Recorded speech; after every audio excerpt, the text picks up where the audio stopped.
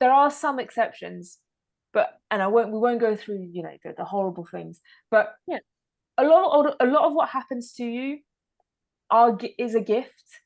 Mm-hmm. It's the opportunity to grow. So, just as being in a relationship is a gift, being single is a gift for everything that we just said. you know Traveling, losing a job is a gift because it's the opportunity to go and see something else. Yeah. All of these things that are gifts, if it's not impacting your health, your physical health, uh, then it's a gift. And you want to make Yeah. sure that you perceive what happens to you as something, as the opportunity to grow. And that's an amazing gift. And not, and what type of, we live in a world where we can do these things. We've got everything to Yeah. be healthy and happy and secure and everything. So, let's not complain. I mean, it's okay to complain, but let's see these things as gifts rather than horrible things that are happening to us. Yeah. I call them blessings in disguise. Nice. Sometimes, like, at first they seem like such a punishment, but when you really look at it, there's so much good to take out of it. And at the end of the day, it is going to be how you see it. So if you see it as a punishment, that's exactly what it is, because that's your belief, and you're stuck in that, and then you can't see anything else. But when you see it as a gift, and you also treat it as one, then that's what it's going to be, and that's what you're going to focus on. And it's not to say that singlehood can't suck sometimes, and there's not a bad sides to it, because there is, like with everything in life. But when you choose to focus on seeing it as a gift, then the majority of the time, that's what it's going to feel like. Yeah.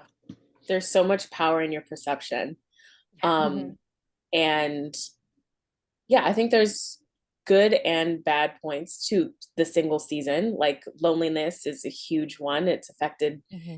We're all affected by it though, regardless of our marital or relationship status. But I think it's important for us to not focus on those things, but acknowledge them, and acknowledge, like, when we are feeling lonely, like, okay, I'm feeling lonely, but I'm not like completely alone. I still have Mm-hmm. a group of people that I can lean on, or I can trust in and confide in. So let me reach out to those people, or let me try a new hobby, and try to, expand my imagination and get lost in a book, or, something like that. But it's important to recognize it, not to focus on it. Because in the moment we recognize it, that's when we're like, okay, I can pivot, and I can, work my way around it. I acknowledge it, but I don't want to sit in it.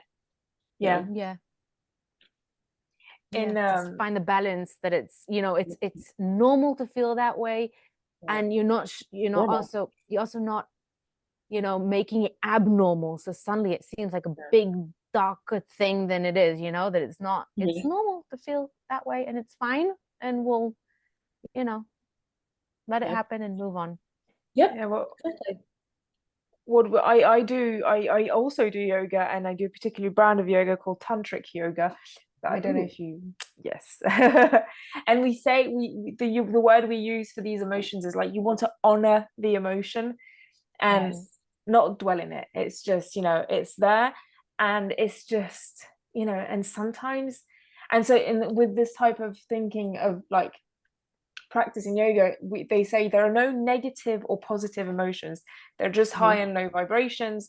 And it's just, what's high and low vibrations are not there to make you feel bad. They're just sending you information of, just right now you're feeling lonely, you're feeling scared, you're feeling anxious. Like, this is just all information. And so acknowledging it, honoring it. And so how do I get out of it? How do I go back up? Of just, it's there, and I'm not running away from it. I'm just, if I'm feeling anxious, I want to do something that calms me down. If I'm feeling afraid, I want to get myself out of this situation. If I'm feeling tired, I want to sleep. And it's there. And so, that's what I'm going to be dealing with right now. Yeah. Yep. Your emotions tell you things. I think it's so important to recognize that. They give us information. We're supposed to figure out what that information is, and then move accordingly. Yeah. Yeah. Emotions and feelings are very different, and I agree. Emotions are just, it's information. Yeah. And when we know ourselves, and when we work on it and develop our self relationship, we know ourselves better. And so we know how to react to certain feelings. We know what certain feelings or emotions mean. We know how to cope. It's like, you know how when you know, like, think about your best friend, you know her very well, you know her, you know, ups and downs, her mood swings, whatever. So when she behaves in a certain way or says something, you know how instinctively, because you know her, know how to respond and to react accordingly. So it's supposed to work the same way with yourself as well, when you know yourself so well. Yep. And that reminds me of, like, of some of my friends, that they would say these things to me, and I'm like, that's just so not the right thing to say. And it shows that you haven't listened to me. And it's not coming from anywhere hateful. It's just like, wow, you're such a bad listener type of thing. And I think, and like, these friends, I can tell they're still on a journey of like self-discovery. Some of them are in bad relationships, and one of them I mention a lot on our podcast. She doesn't understand English, so she's never going to hear it. But and it's just her relationship and the way she communicates are so just unclear. And I think that if she did spend that time working on herself, that would make her a better listener and more in tune with these things, which is what you were saying, Michelle, like, you know, your best friend, you do these things, blah blah blah. And it's like, if you're really in tune with yourself, you can get better in tune with others. Yeah. And yeah, I mean, it's just so worth it. It's just so worth it. Just taking, I told my boyfriend that he should see a therapist, lovingly, but you know, that he should see a therapist because he's got stuff to work through, and because I believe so deeply in in working on yourself. But I didn't tell him that you go through some shit before it gets better. Oh yeah. So I'm just going to mention it here. I'm just, before you do the self work, expect some shit coming at you before it gets better. Oh yeah, that's when all the trauma comes up, right? Exactly. Childhood trauma, past relationships trauma. You got to work through that. You really have to work through it, because then you'll recognize your triggers. Exactly. Yeah. But it also means you're improving. I've said this also before. And I don't think there's a good saying in English, but in Hebrew we have a saying which I don't know how to say this the best way possible, but the best way I can say it is like, if it's difficult, it means you're going uphill. So like, in the sense of, like, you know, you're making progress. You know, the difficulty doesn't mean that you're doing something wrong. It means that you're doing something right, because you're going uphill and you're reaching that peak. So I feel like that's part of, you know, yes, it sucks that it's hard, but it also means that we're doing good work on ourselves.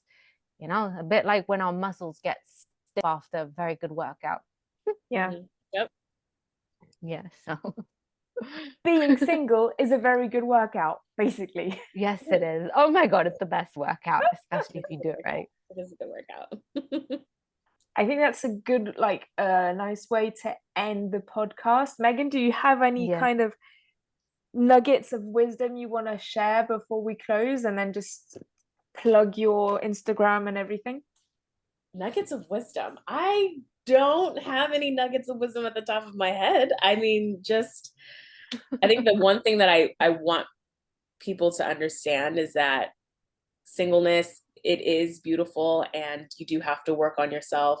But it will, if you want a partner, a life partner, and you do the work, you'll get a life partner. Absolutely. But yeah, I don't know if I have any other nuggets of wisdom. I wish I could have probably been more eloquent with saying that. No, I think that was beautiful. It's like when you go to a job interview and then in the end they ask you if you have any questions for them, and you're like, I will. The moment I walk out, I don't have a lot of questions, but I'll have some later. I was like, Yeah. I guess that's what I can just say at the top of my head. But yeah.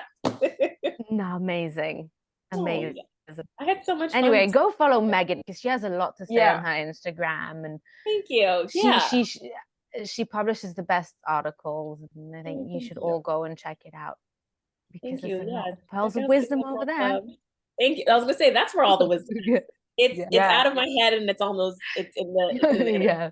It's in the internet. So go check it out there.